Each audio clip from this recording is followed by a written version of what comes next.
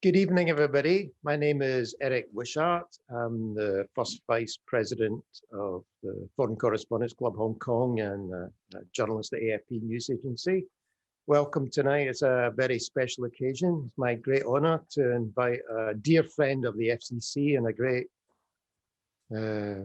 champion of press freedom in Myanmar, Asia and the world, Sonny Swe, to speak at our event.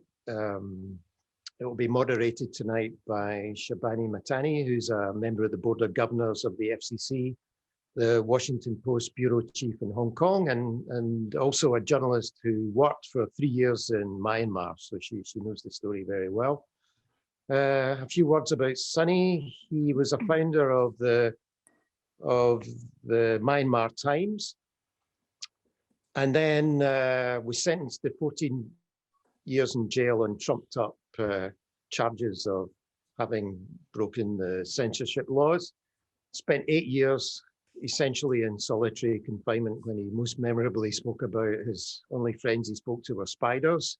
Got out and immediately got back into it again and admirably started up Frontier magazine. And if you've been following the events in Myanmar recently since the coup on February the 1st, Frontier's an extremely rich resource if you want to know what's happening in Myanmar. So Sonny's joining us tonight from Yangon. It's been very difficult, so we really appreciate him joining. The internet connection is a bit up and down. I mean, the Myanmar regime has been using it as a weapon against the anti-coup protesters. So for now, it's working well. And so without any further ado, I'd like to introduce you to our moderator for tonight, Shibani, and thank you for joining. Thank you so much, Eric. And thank you, Sonny, for being here. Just want to let our members know as well that we're running an exhibition on the wall this month featuring Frontier's photojournalists who've really been on the forefront capturing the extraordinary events happening in Myanmar right now.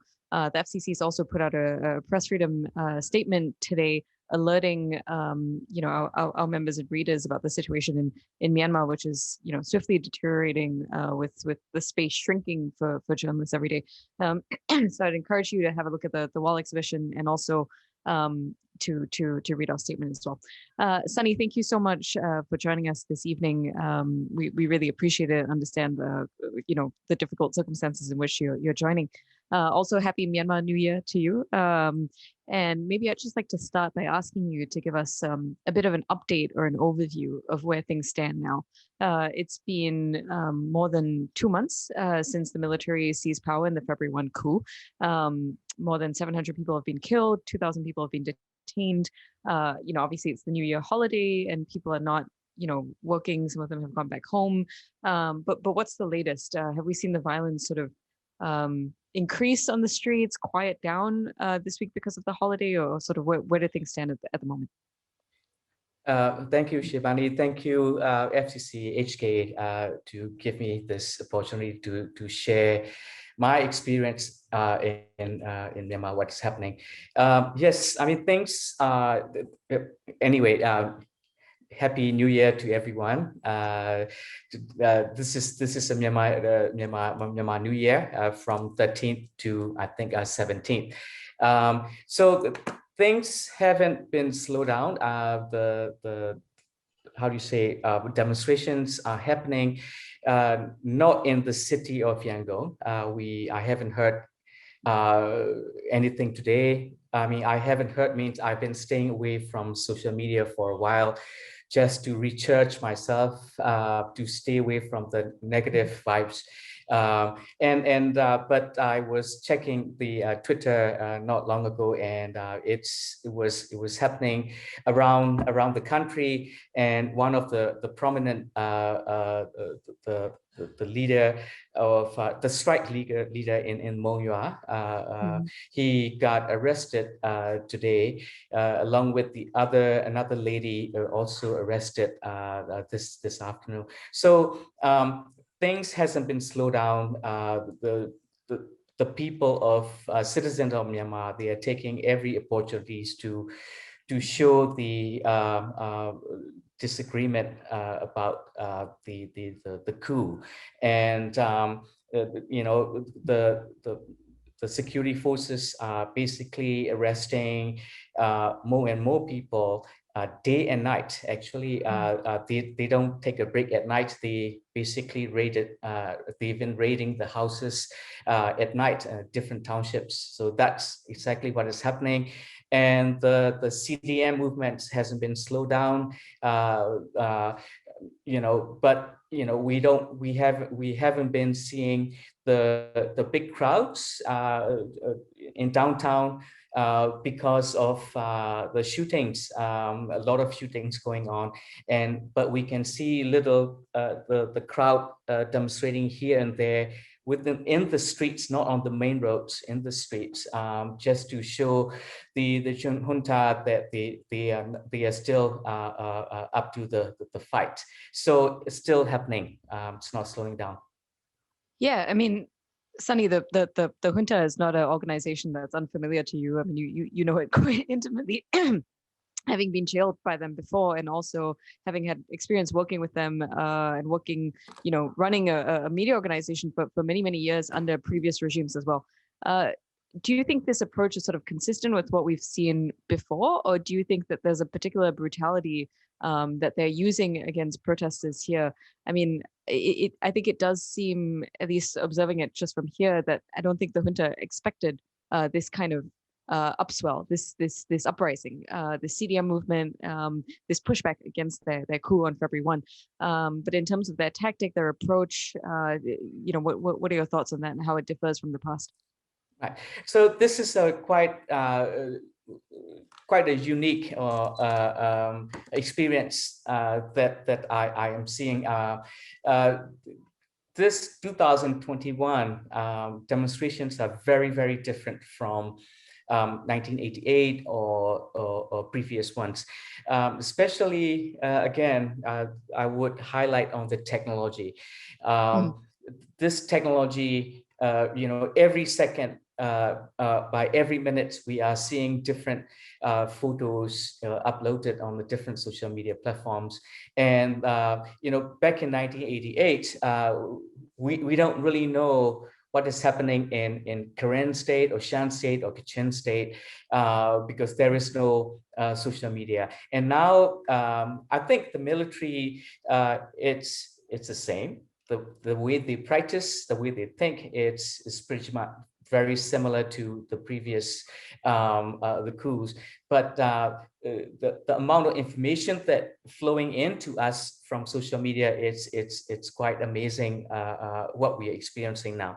And also another thing is what I've noticed was we have the generations, you know, Gen Z and Millennium and the Generation X, these three different generations working, using the social media, using the technology, and they are systematically demonstrating, and that's what we are seeing. Also, you know, Myanmar, how do you say, activists, Myanmar, how do you say, demonstrators are linked to Hong Kong and to Thailand. So they are copying a lot of techniques and the systems and everything very much. It's so systematic at this point. And it was such a shock for junta, and they didn't expect this much the CDM movements and CRPH movements and so forth. So it's a lot more organized, it's a lot more tech savvy, and three generations working together in this demonstration. Yeah. Mm-hmm. So, you know, as a publisher of a magazine in Myanmar, how has your sort of approach been so far? I mean, I know there are a lot of considerations here between, you know, security, covering the story. I know that one of your journalists was actually shot in the hand. Those decisions, you know, have to be made in real time every day. Maybe you can tell us a little bit more about, you know, how your decision-making process has been so far, and, you know, how Frontier is trying to keep, you know, people safe, but still get the story out and do the really important work that you've been doing every day. Yeah. Thank you. This is a very important question. In the beginnings, we have 30 people in the newsroom. You know, pretty much everybody is out on the street, out in the street, and getting all the updates of the demonstrations.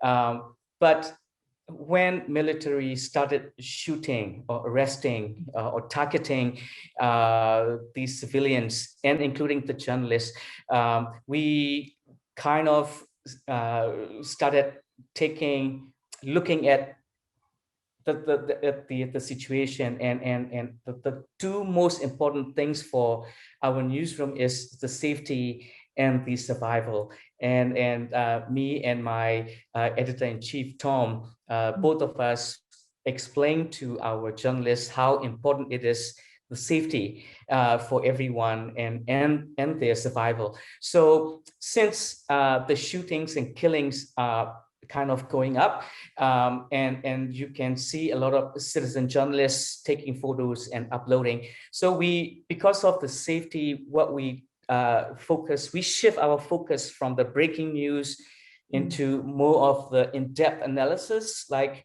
how the coup is affecting the economy, the trade, and so forth, energy, and so forth. So and also we only assign our journalists who lives, they only cover their townships. They don't have to cross over at the other townships because of their safety. And now we are doing all pretty much in-depth stories, because you know, it's really difficult for journalists to go out there. You can't really carry the press helmet or the vest. You're going to get shot, or you're going to get beaten up, or get arrested anyway. So all of us are wearing a civilian the clothing, and then go along with the how do you say, the protesters. And it's getting more and more dangerous for our staffs. And we only assign two photographers and two journalists up in the street, and that the rest has to do the long form, and then we take turns, right? It rotates. So that's how we've been reporting so far. Yeah, that's really interesting, and especially the thing about sticking to townships. I think that's become, you know, very important, right? And people are always having to balance every day the family safety as well as their own. Question here from Eric, who raises an interesting question. How do you manage your relationship then with the government, with the military government, with the junta? I know in the beginning, you know, there was a call to boycott all of their press conferences, right? And there were people who didn't want to show up and legitimize them. But then, you know, there's an argument too that if they're saying something and kind of putting out some kind of threat to the protesters or the threat to the CDM movement, then it's important to cover it too, right? So that the people understand, you know, what they're facing up against. So how has that process been so far? Nothing. We are basically doing our job, and we want to report. I mean, a lot of people try to go underground, or, you know, to try to how do you say, move to different countries. And for us, our license been still alive. It hasn't been revoked yet. And what we want to do is we want to report as much as we can like this. We don't even have an option B. And we are trying to we've been telling the reporters not to carry away too much, not to get too emotional about what's happening. And we are basically keeping our journalism instead of the activism. And we are doing a lot of fact checking, and we report on the facts. And that's, I'm touching wood now. I think this is how I think we should keep it this way for, I don't know for how long. I don't have any relationship whatsoever with the government. I've been getting emails from the Ministry of Information, and, you know, 3 or 4 different emails already. That's about it. I haven't I haven't met anyone within the ministry yet. Mhm. So if your journalists cover a story and they need to get some kind of comment from, you know, the junta side, what is the approach now? I mean, I know that they've been utilizing state media and there's a lot of stuff out there that they can use, but you know, are they attending the press conferences when they happen? Are they trying to like build any sources within the military, or how are they handling that? We, you know, like we've been trying to call military. I mean, most of the time we fail. They don't really answer, and we haven't been going to the press conferences yet. But it's on live. It's broadcast live. So we basically monitor from the television. That's about it. You know, the thing is that the reason I don't send my reporters because of two things. I don't think it's safe. Anything could happen, and also because of the social punishment. You know, like a lot of news outlets point out to these press conferences, and also it is happening in Naypyidaw. So it's difficult to send someone there to cover. So we just monitor from the television. So, Sonny, you mentioned the licenses. Can you give us a little bit of a update about the media landscape now? You know, obviously things, especially when you started Frontier, it was such a boom time for the media, right? It was unprecedented opening. You know, under the Aung San Suu Kyi government and even under the Thein Sein government, you know, the media was allowed to flourish. They were allowed to have, you know, free reign over the country, travel wherever they want. And now these licenses have been pulled. Maybe you can, you know, talk to this just overall decline in press environment, right? Not just the individual safety of the journalists, but structurally as well. Right. So, I mean, back in, I think, 2013, under Thein Sein's regime, I think the press freedom index, world press freedom index was 137, 135, something like that. Under NLD, it went down to, it go down to 138, and I think now it's going to be a lot lower. You know, the thing is that when they revoked the license, they sent a letter saying that they have to stop publishing any means, any ways of publishing, either print or using a technology. So that means email, that means social media, websites, you know, everything have to stop. Because of, remember this, you know, when the coup happened, we just started having the second wave of the COVID-19. So the economy landscape was already really bad because of COVID, and after the coup, you know, a lot of media outlets were affected, mainly because they can't really generate the revenue. So we witnessed a lot of how do you say, ethnics, regional medias, you know, basically die one after another. The 7 Day, one of the biggest circulation, the daily newspaper, their license were revoked, and they stopped broadcasting online as well. And I think Daily 11 was suspended. You know, they said they would come back, so as Myanmar Times and the Voice Daily. So, you know, the point that I'm trying to make is like the 60% of the reporting, print reporting, is not there anymore. Only the 40 left, and we are all really struggling still in terms of paying the salary on time, and you know, we don't know how long is the runway that we have if the things going like this.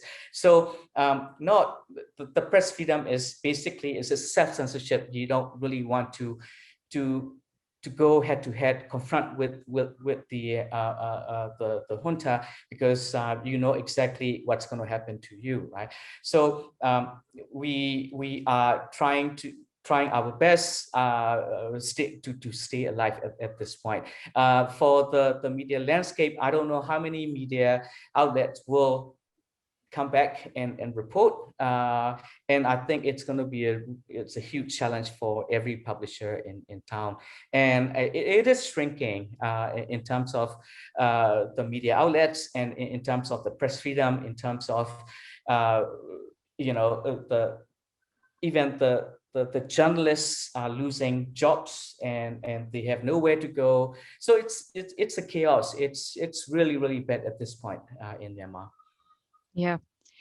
Before I ask my next question, just a reminder to the audience that at any time you can send your questions to singular question@fcchk.org. Sonny, you mentioned the economy and the CDM. From the beginning, the protesters, their main goal was to try to break the economy, right, and force the junta's hand to the negotiating table, because it would be so unsustainable for them to continue. How are these impacts sort of playing out on the ground? Obviously, I myself, in paying the stringers and freelancers that we use, we've been paying them through foreign bank accounts. It's impossible to get sort of money around and in. How are you dealing with that? How are you paying, Frontier reporters, and how are you dealing with that? I think this pandemic basically push us use the e-commerce.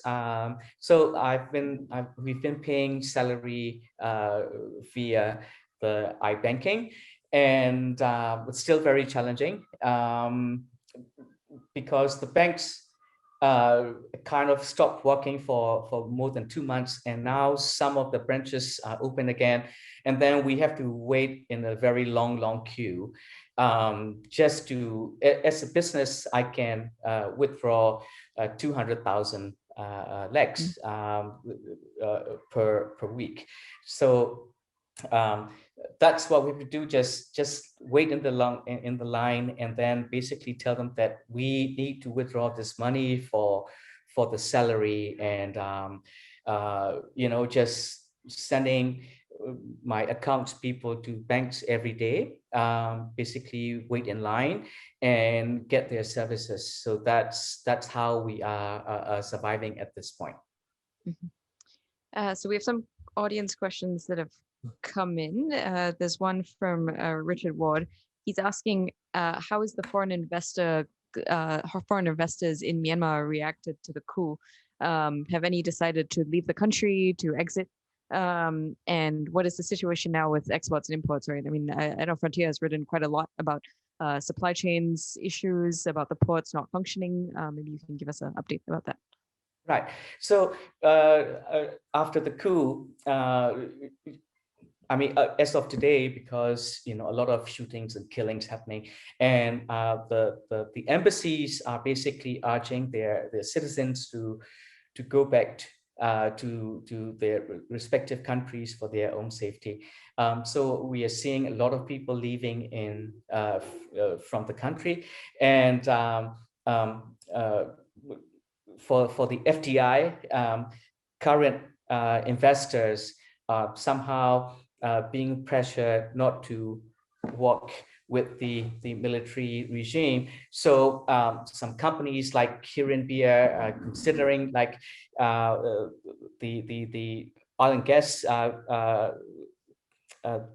what's the one here? Petronas is thinking, it's basically considering of stopping the operation, and so as the total, and the others are also basically considering of stop investing here. And I don't think we will see a lot of FDI flowing in for next, I don't know, 5-6 years, I guess, depends. And so people are leaving, and business is basically, economy is basically a free fall at this point. about 3 weeks ago, when I was looking at the statistics, the exports are down 90% and imports are down 20%, 80%. So the port is barely operating, and because of the CDM, so things are quite difficult to move. But seems like the banks are reopening, not in the full capacity, but we are still seeing a lot of people waiting to get their money, and a lot of importer exporters trying to get the deal done. But it's still very difficult. It's very slow. So that's my worry. It's going to be a lot of work to get back to resume to normal trading. Yeah. Sonny, do you think that that's like one of the biggest difference between what you saw in previous coups, even in 88 and the aftermath of 88 and in the 90s and in the 2000s compared to today?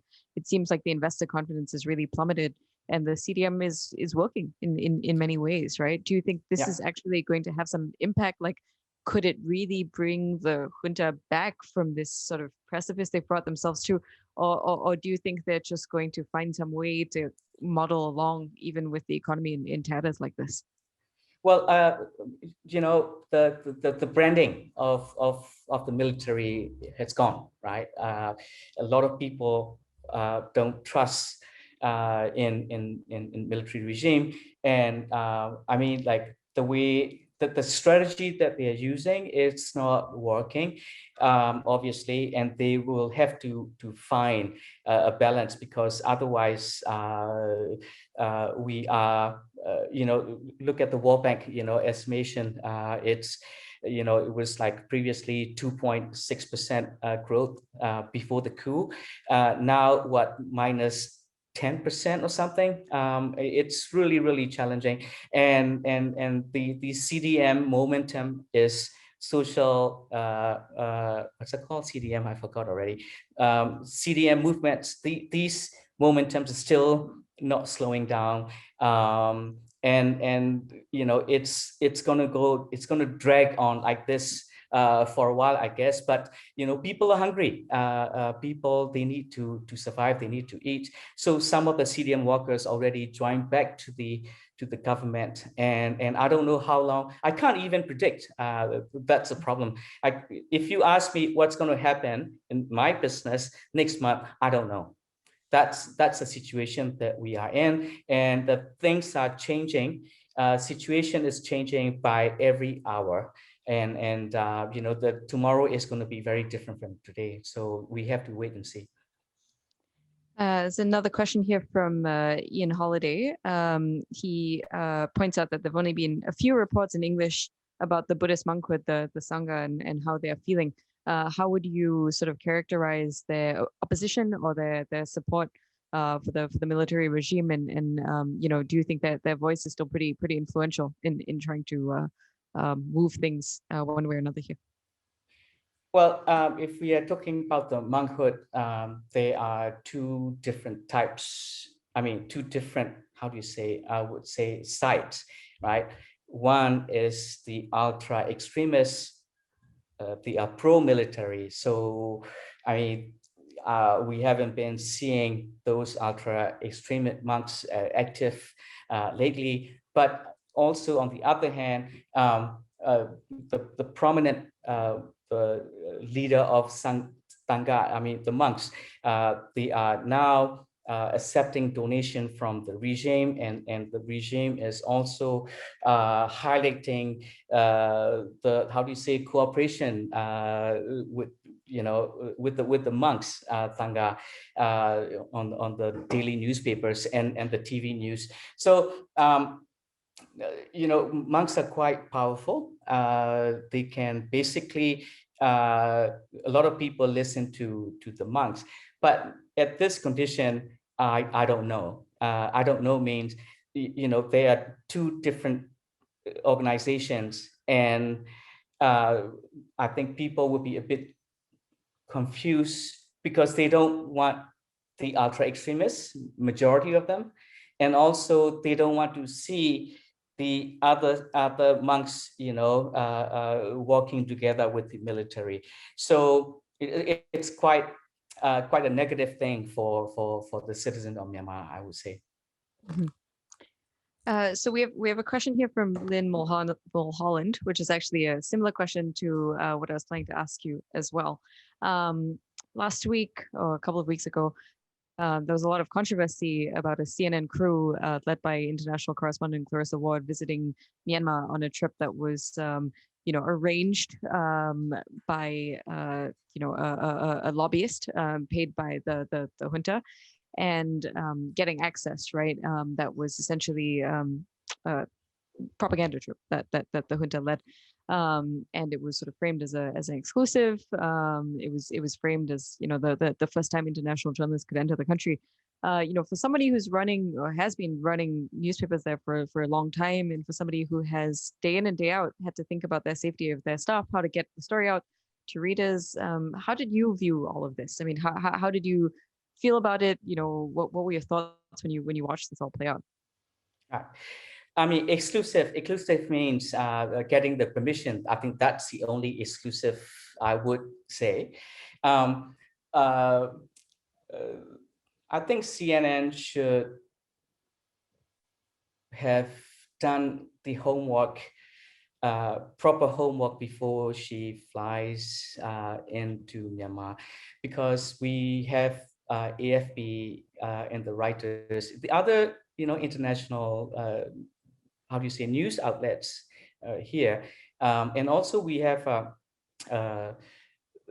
local journalists who are taking their, risking their lives every day on the street, reporting everything.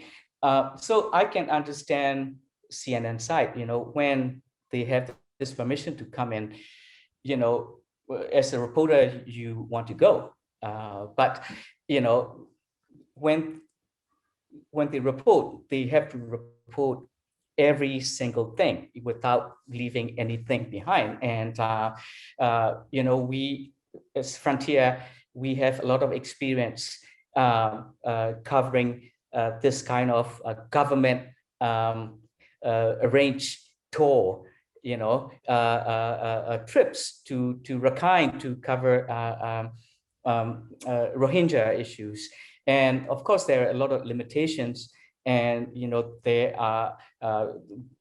line up the people who to be interviewed and from which village, and we can't really go beyond the restricted areas, and that's how the government arranged trips like in Myanmar. I think CNN has experienced the same, and I think she should basically report every single experience of, what not can be done. What can't be done. I think that's the highlights, and also, if you look at the social media, you are seeing a lot of sad things happening, the way military is handling the protesters and stuff. So the CNN report should be as equal as the local journalists who are reporting, and so I really wish that CNN would do the proper homework next time people come in, and then report accordingly the way they see it. This is a somewhat sort of related question. Frontier obviously publishes in English. We have a question from Dave Grunbaum here asking if you could estimate how many of your readers, or what percentage of your readers, are actually in Myanmar consuming the news in English there, or Myanmar nationals outside the country, or sort of foreigners getting information from Frontier, like me or Eric, because there are no other foreign outlets there, right? So do you know that landscape and sort of who your readers are at this point? Well, most of our readers are English speaking readers, and also even the locals. They are either, how do you say, educated, or decision makers, they subscribe and they read our magazine, or the newsletters. So in terms of, I would say that 40% foreign, 40% locals, and the 60% the foreigners. Mhm. Sonny, one of the things that I guess is talked about a bit less because there's so much violence every day is the fate of people in detention. A lot of them really haven't been heard from at all, right? I mean, there are a lot of former NLD, ministers, members of the previous government. There was a rumor recently about Bobone, the deputy central bank governor, whether he was alive, what his state was. I'm sure a lot of these people are your friends, people that you're quite close to. What's the situation? I mean, what can you tell us about the conditions of some of these like higher profile people being held in detention? I don't know. I mean, these. The problem with the situation in Myanmar is a lot of rumors going around, and we can't. It's difficult to basically get the proper data nowadays, because people are not willing to talk, or they're too scared of talking to us, or just so because of the internet blackouts and stuff, and because our mobile data has been cut, our home Wi-Fi has been cut, so quite difficult to get the accurate information out of that. But yes, I mean, a lot of high-profile business men and women, I mean, businessmen, they've been detained and asked questions and then released, and maybe 2-3 times they recall, or some people just call in once and never came back, and the family don't really know where they are. So that's the situation. It doesn't really matter where you are, either high profile, or I mean, like, it could be from every layer, from the grassroots level to the upper level. Once you get detained, it's difficult to get the information. Family is difficult to get the information of where you are. So I think it's pretty much for everyone at this point. Are you worried that there's another generation of capacity that will be lost here between the detentions, people leaving, people having to go back to their villages as well, because the cities have become too dangerous to be in? Are you worried that even if there is some kind of conclusion to this coup one way or another, all the capable people will be gone again, and it'll be even harder to get them back as they came back in 2011, 2012, 2013? I think people will definitely migrate, and definitely seek for the safer place to live. It doesn't really matter where you are. It's not really safe, right? You are living in a house, but they can always break in and grab you, stuff like that. It can happen in Yangon or Mandalay or Naypyidaw or any other towns or townships. So that's exactly what is happening. The raids, day and night, nobody feels safe. Can I be a bit optimistic though? I'm seeing a lot of unity, right? Remember though, we have this pandemic a year ago, and people are willing to fight back this pandemic with the unity. So before the coup, because of everybody's health concern, the people are so united and fight back this COVID-19. Then the rate, I mean, the coup happened. So this unity carry on to the coup, and that's how you're seeing a lot of citizens are basically supporting each other, helping each other. So that comes from the COVID, right? This unity. And also, like in the beginning, I said that we are seeing 3 different generations using the technology, working together, and basically resisting this coup, fighting back this coup. So these are the positive signs of this country, and also if you look at the usage of the key e-commerce, because of pandemic, people starting to use technology, but when the coup happened, if you look at a lot of journalists using Twitter now, the Twitter was very seldomly used in Myanmar, and including me, I started using Twitter because of the coup. So these are the positive things, the unity that you see.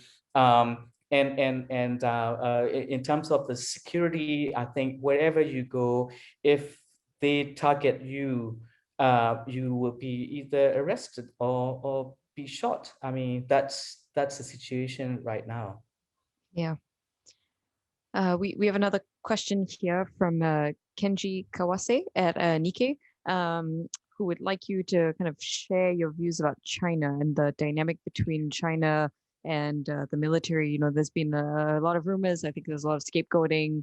At the same time, it doesn't seem like Beijing is particularly happy with this situation. But Mr. Kenji wants specifically to know how Chinese companies are kind of reacting to this, to the coup. Obviously there's a situation in Langtaya with the factories and with the garment workers as well, and whether China is also finally kind of getting a little bit iffy about their relationship with Myanmar and continuing to invest there and support the military government. Yeah. Well, the China is always going to be China.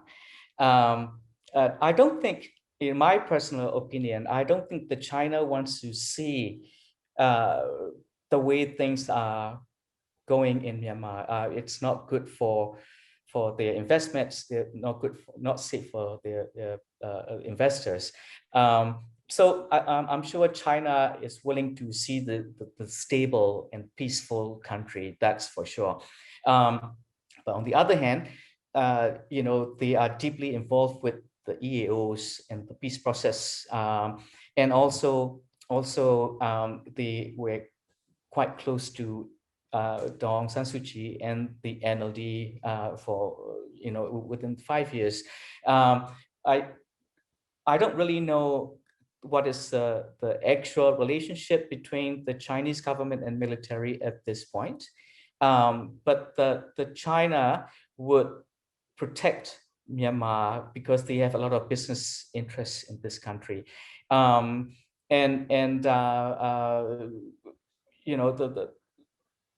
Chinese ambassador, it's a new ambassador in Myanmar. He is a lot more, how do you say, flexible than the previous ones. And also I heard that they were talking to CRPH not long ago, and previously they refused to speak to CRPH. So they would definitely find any way, whichever way they can, to protect their interests in Myanmar. Another question here from Jessica Park. She's asking about support from the diaspora Myanmar community, whether you're seeing Burmese in Thailand and other sort of migrant Burmese communities try to support the coup in whatever way they can, sort of sending money back or through other kinds of support. Sorry, what is your question? Yeah, how are you seeing the support from the diaspora community? How are they supporting the anti-coup movement? Right. So, I mean, of course, everybody is upset to see what is happening in the country and worry about their beloved families. And even, Shibani, I mean, even sending the money to Myanmar is a challenge at this point. Normally, you can use Western Union or any bank to do the transactions. At this point, I think it's quite difficult. I think the hundi, you understand hundi, right? So I think hundi business will be, it is already bigger or booming. Back in 2000, before 2010, the hundi business is the thing, when we transfer money. I think they are regaining the the business momentum. I think people are using Hondi now. A lot of people cannot come back to Myanmar because of two things. One is the coup, another one is the COVID restriction. Of course, they are willing to support their family in Myanmar. I think it's quite difficult for everyone. I experienced, like, when in the early days when government, the regime basically blocked the internet, and like all the moms and fathers and mothers get out and trying to get this flight to SIM. This is a lot of the sailors. They use it, and they were chasing after this the SIM cards, and people are worried. The people inside the country worry about their family abroad, and people from abroad worry about their family inside the country. And I think, what else can you do? I mean, that's a reality at this point. I think one question a lot of people still have is, why did the military do this in the first place? I mean, they were in a pretty comfortable position. They were still having a lot of power in the country, a lot of economic interest.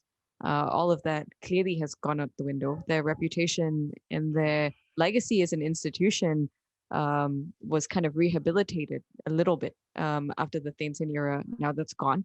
Worse, maybe, even than what it was before in the 90s. I mean, do you have any theories? Do you have any reasons, rationale behind this? Well, I don't really have any. I don't really know anything. I mean, like, it's took everyone by surprise. A lot of people don't think the coup would ever happen, and only a few people thought that was coming. Okay, but when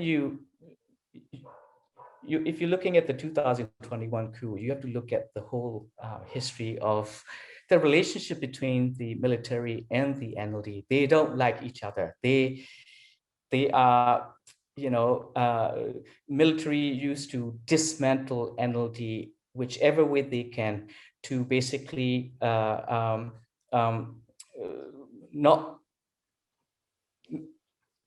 to stay alive. Let me put it this way.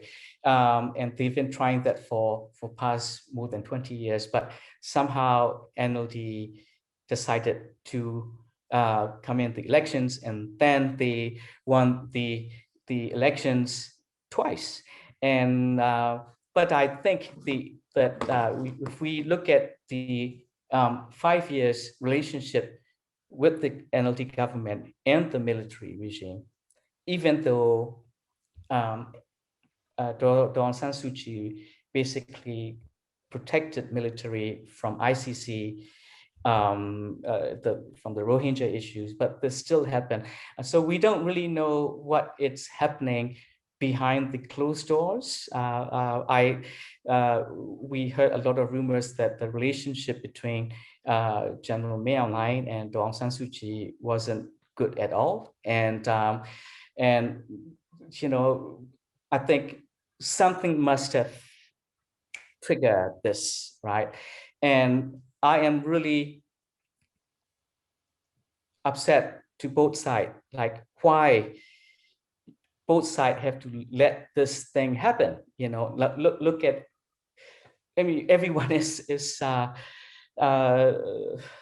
feeling it, everybody is suffering it, and it's not good at all. But one thing for sure, both sides have only think of themselves, I guess. And I think military would not want to give power to NLD, that's for sure. Yeah.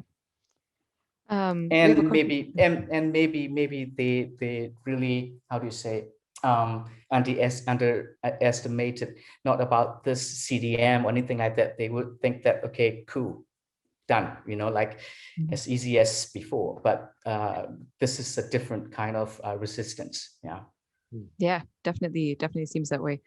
We have another question here from Peter Boska about the situation with the Karen and the Kachins and the other ethnic armed groups. You know, a lot of the protesters have been appealing to them to form this kind of federal army, right, to kind of arm themselves in a cohesive way and really take on the military. Do you think it's something that's even viable? I mean, do you think that they're capable of sort of taking on the junta? Well, it's going to be a really long shot, right? I am not trying to downgrade anyone, any organization, but you know, we have in our country history, if we look at when we fight for the independence, because the British were ruling the Myanmar, so General Aung San and these comrades has to go to Japan and beg for the training and basically ask, you know, they were asking for help. But then Japan turned out to be worse than the British. So for the federal army, well, it sounds really good, but who is going to lead? I think everybody has to be really united, and everybody has to be very willing to basically serve this country, you know, without any interest. It has to be interest for the whole country. And the more I think about this federal army, I think the difficult, I can see the difficulty. I think it's going to be very, very difficult. It's going to be a very, very long shot. There's a request here to see your dog because we can hear it. We not see it. So,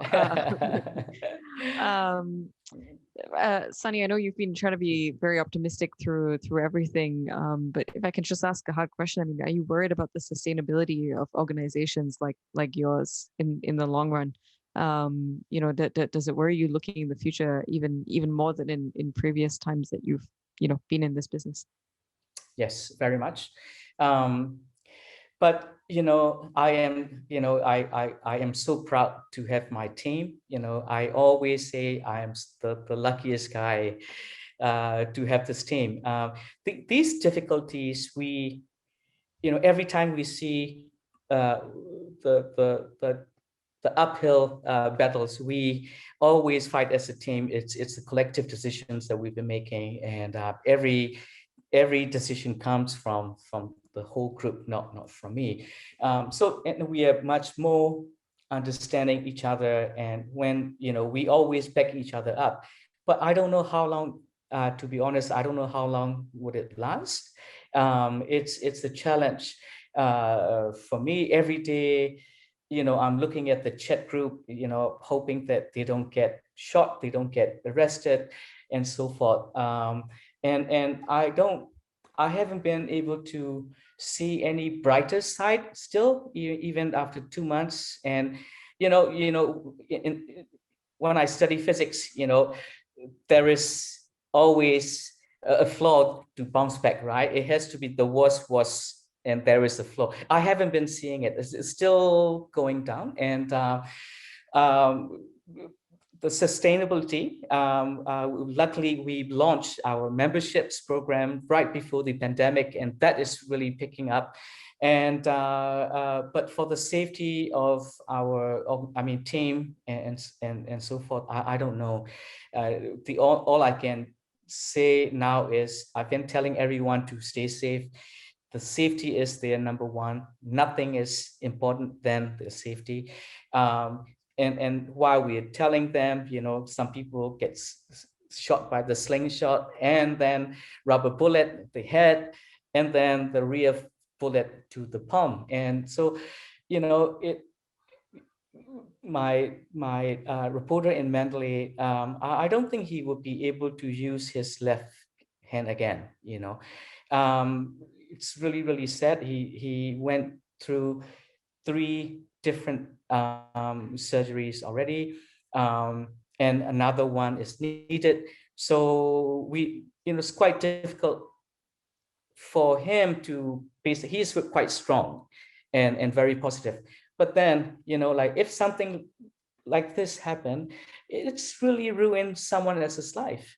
And you know, the only thing I can do is like keep the finger crossed and basically tell them to be safe, and I don't know how long we will